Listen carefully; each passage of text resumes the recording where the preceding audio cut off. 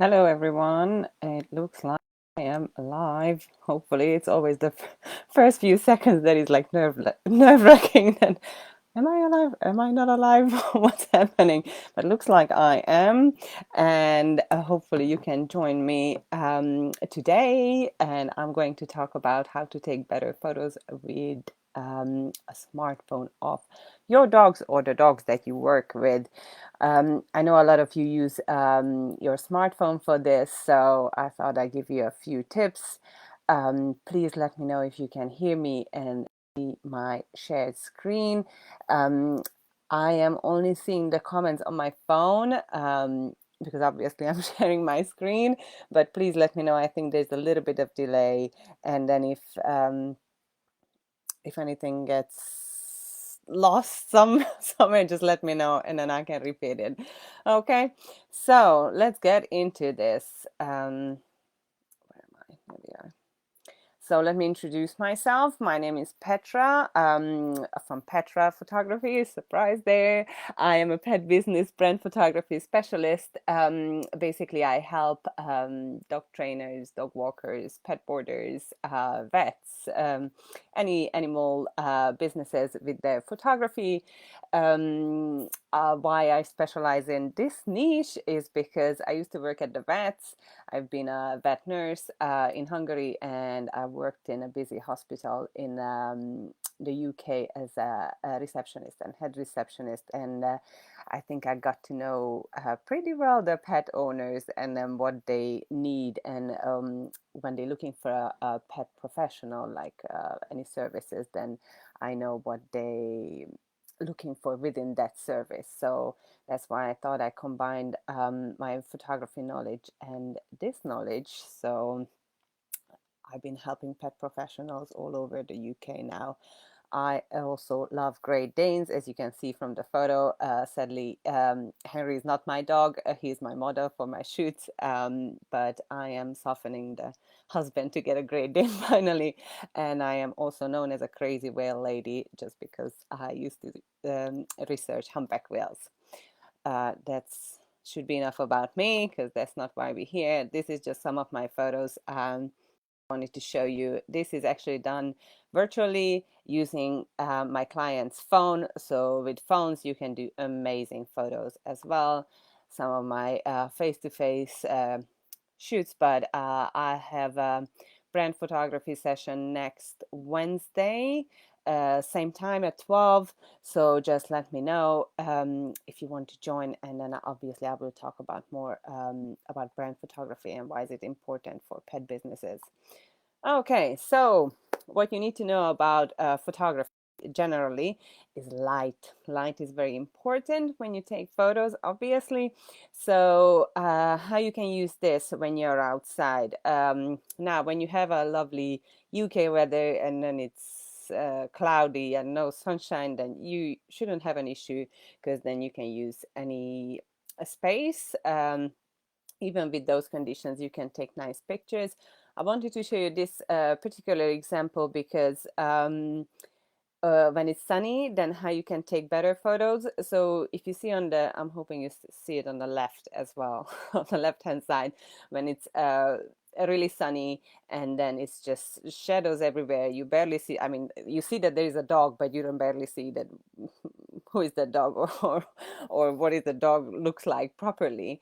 So when it's this sunny, I would recommend just going to the shade, and then you can take much nicer photos in the shade. I mean, you can look at it, it's the same exact dog, same exact day, and then literally there was a little bit of shadow given by a bush there, and then we just literally set the dog down there, and then that's how we took the photo. This is taken with my phone, so as you can see, it is a much better option that way. Give me a second. There we are. Same sort of thing with this doggy. So you see when it's sunny on the left picture, you can see the doggy's face and everything, but there's just loads of shadows. And then when you take a picture from up above, it might not give you that full characteristic of the dog. So I always recommend going down to their level and then you can take much nicer pictures that way. And then again, just go into the shadows. It's still going to be a very nice photo if you take it in the shadows. Okay, if you're indoors, then obviously just go close to a window. Then it's going to give you much better light on your animal. Okay. Um, Please let me know, guys, if you guys have any questions. Oh, yes. Thank you, Rachel. You can hear me. I've been talking for a while now and you can see my screen, so that's fine. So yeah, that should be it about light. So that's just some basic that you should know. Obviously, if you do not have any options for a shade, and then you do have to do it out in the field there, and then there's just direct sunlight everywhere, then I recommend to have the sun behind the dog, if that makes sense. Because if the sun is, if you're facing the dog, okay, and then the sun is behind you, then your shadow is gonna be all over, and then it might cover half of the dog, or it's, you know, you're gonna be seen on the photo. But I mean, your shadow is gonna be seen on the photo, so not the best option. So if you have the sun behind the dog, then it's sort of giving itself some shadow on their face, and then it's still gonna be a nicer picture. Okay. Okay, now I wanted to show you some quick tricks on your phones that you might not know about, that these exist, and then you can take much nicer pictures when you have these functions turned on, basically. So one of them I'll be showing you on the iPhone and on Android as well. Okay, so this is on an iPhone. It's called portrait mode. So when you turn on your camera on your phone, then you can just, at the bottom you see it, you can just swipe it to the what, right? And it says portrait. What it basically does, this is actually a video, obviously. Give me one sec. There we go. So what it does, it is actually going to blur the background for you. Within the portrait modes, you do have different options as well. I like to use the natural light, but then you're more than welcome to play around with it. And then you see how it blurred the background. So literally, you just switch to portrait mode, and then you take a picture, and then whatever is in closer to you, that's going to be in focus, and whatever is behind that well, dog in our case, then that's going to be blurred. Okay, I'm only using this for these purposes. I'm using this stuffed doggy just so I can properly explain throughout this video. So yeah, so once you've taken a picture in portrait mode, then you can go into edit, and at the top there you see well, let me just go back if it lets me. It does give you the option to, so on the top left corner, yes, you see it says 2.8, f2.8 written in white. So if you tap on that, then it is going to let you actually decide how blurry do you want the background. So you can go back and forth between blurry and not blurry, and then you can still decide which one you like better. Okay, you cannot do this if you just take the picture normally. It only gives you this option, obviously, on the portrait mode. Now, the exact same thing on Android, it is called live focus. So when you turn on the camera application, then you just switch over to the live focus. Let me just, where am I? Here, play this video as well. Yeah, you switch to live focus. The only difference here is that it's right away giving you the option how blurry do you want it. So you see the toggle bar, it says blur, and then you can move it around before you take the picture. How blurry do you want the background? Now, I know in some cases might not be that easy to take the photo this way, but or adjust it basically before you take the photo. But then it does give you a nicer effect once the photo is taken. So on Android, once you've taken the photo with the blurred background, you won't be able to adjust it afterwards, like on the iPhone. That's the only difference between, but it's still gonna give you that nice effect that the background is blurred. You can use this indoors, outdoors. It does give you, in my opinion, a very nice effect. Okay. Now the other one, which is, I think, one of the function that not many people know. So on the Android, it is called burst shot. So when you have a jumpy doggy or an animal that won't sit still until you take the photo, what you can do is on the Android, you can just tap and hold the shutter button, which is like the big white circle that you take the picture with. You just tap it and hold it, and it's gonna give you a burst shot. So let me just play this video as well. So you see it's counting that how many picture was taken. And once those photos been taken, then you can go to the edit, which is like the little pencil on the Android. And then you can literally select within that burst shot that which one you like the best. So obviously some of these gonna be blurred photos. It's like sort of like a little movie that it takes, but it's like frames, quick frames after each other. And then obviously some gonna be blurred, some gonna be good. So you literally can select the one that is the best, and then you can just select that, and then that's gonna be your photo. Basically, that's what it does. Now, after you have taken the photo on with any function, either the portrait mode or with this burst shot, or you just took a single photo, you can still edit that photo within your phone. So you don't need to download different applications for this, just to change some lighting or anything like that. So on Android, you click on the little pencil, and then you have all these different options here, and then you can adjust the exposure, that how bright you want the image, or the shadows, highlights, anything like that. So you can play around with this, and then it is gonna give you some extra boost to your photos. And then if you do not want to, or you don't know how would it look good, then it also has some presets, which is like this three circles down here at the bottom. And then I think this video gonna go into that too. That's gonna give you some presets. There you go.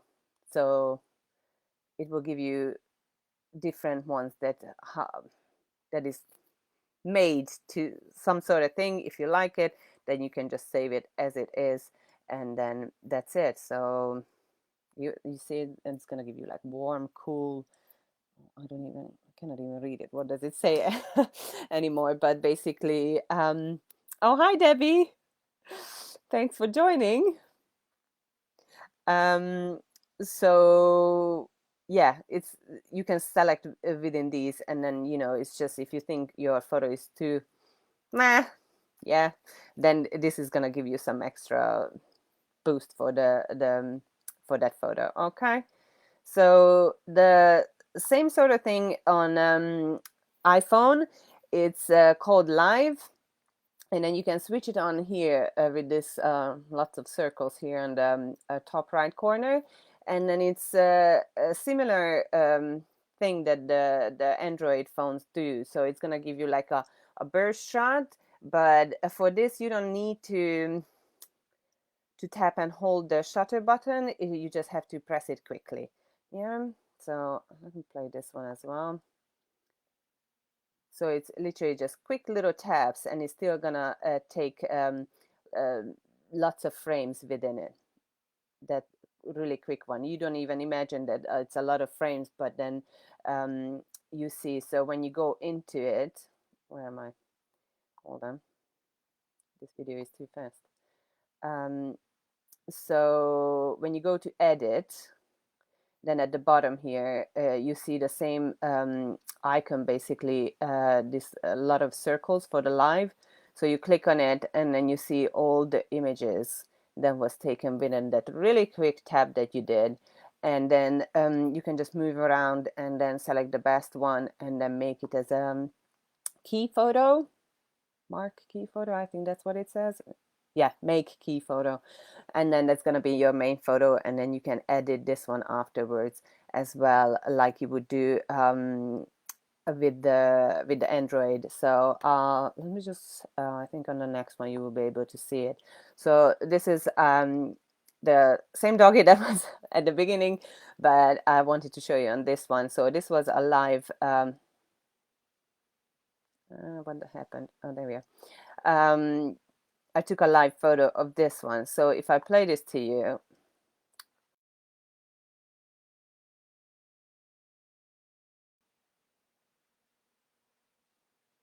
I think I pressed the wrong button. Now I have to go back all the way. No, this one. There we are.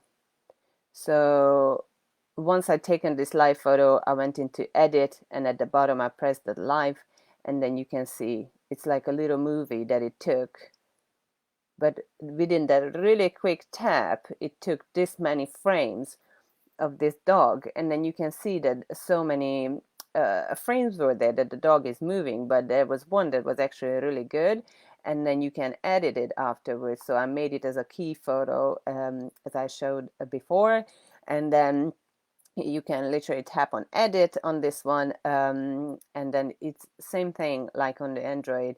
You can play around with it with the exposure. You can crop it like I'm doing now, so you don't see that much greenery around it. I mean, the dog's a little bit of the tail missing, but then we can get away with it now, just for this demonstration.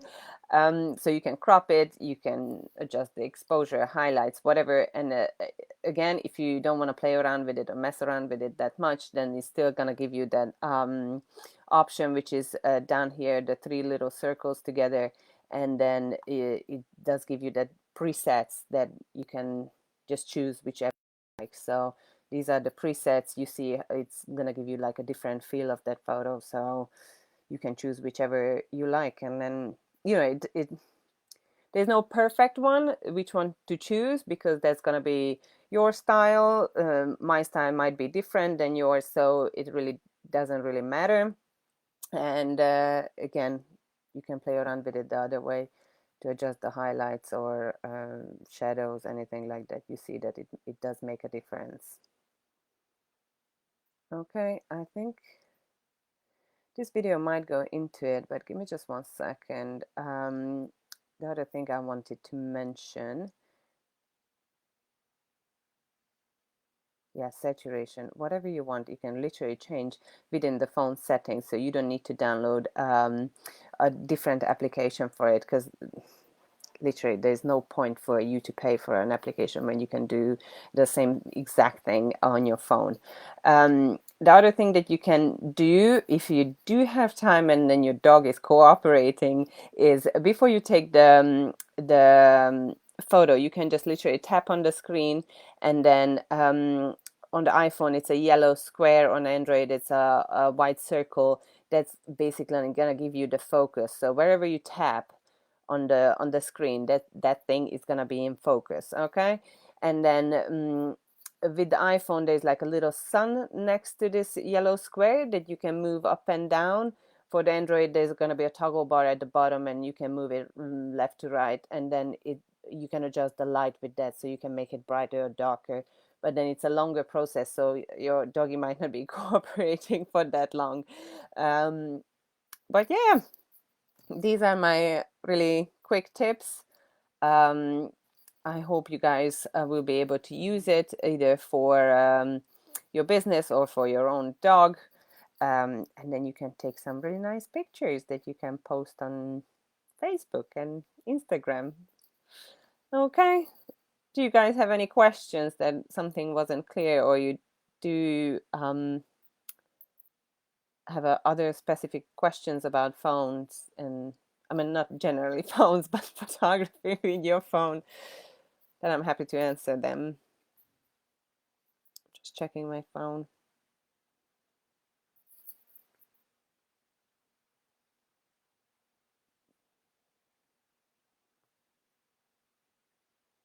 No, sorry, the phone is the comments are coming a bit later. But if you guys don't have any questions, and then if you do watch on replay, just please, if you do have questions, just tag me in it, just to make sure I see it, and then I can answer it. That's no problem. Okay. I hope it helped, and join me next week, same day, same time, for brand photography and how it can help your pet business. Debbie can tell you a little bit about it, her experience of the virtual photo shoot.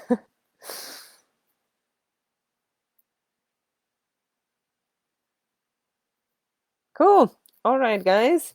Then I'm not gonna take you for longer. I'm sure you have other things to do as well.